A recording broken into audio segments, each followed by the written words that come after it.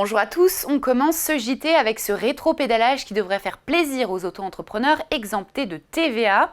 Et oui, le budget 2025 a bien failli faire voler en éclats le seuil du régime dérogatoire qui leur permet de ne pas facturer cette taxe à leurs clients. Artisans, professions libérales, prestataires de services, aujourd'hui ce seuil est fixé à 37 500 € de chiffre d'affaires annuel et à 85 000 € pour les activités de commerce.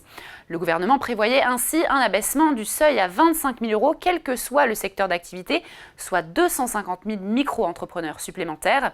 Mais face aux vives critiques, le ministre de l'économie, Éric Lombard, a donc annoncé jeudi une suspension de la mesure pour concertation. Et on poursuit avec un autre changement qui va concerner cette fois-ci 11 millions de foyers français ayant opté pour une tarification d'électricité heure pleine, heure creuse.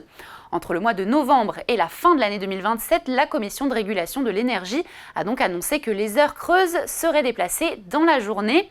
Le but, selon Emmanuelle Wargon, présidente de la CRE, c'est d'adapter ces horaires aux nouveaux modes de vie et au développement du télétravail. A noter qu'il y aura bien sûr toujours 8 heures par jour, placées entre 23 h et 7 h la nuit et entre 11 h et 17 h le jour. Ces horaires appliqués automatiquement pourront varier l'été et l'hiver, avec par exemple toutes les heures creuses uniquement la nuit en hiver.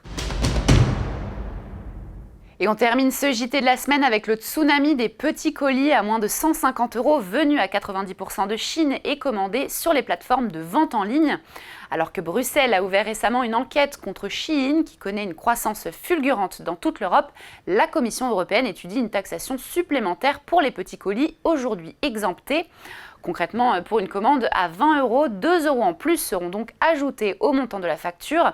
L'année dernière, 12 millions de petits colis sont entrés sur notre continent, soit 2 fois plus qu'en 2023 et 3 fois plus qu'en 2022. Vêtements, maquillage, jouets, décorations, les douanes européennes sont submergées de colis contenant des produits qui, dans 96% des cas, ne respectent pas les normes de sécurité en vigueur. Et voilà, Parlons Cash Hebdo, c'est fini. On se retrouve la semaine prochaine sur Boursorama.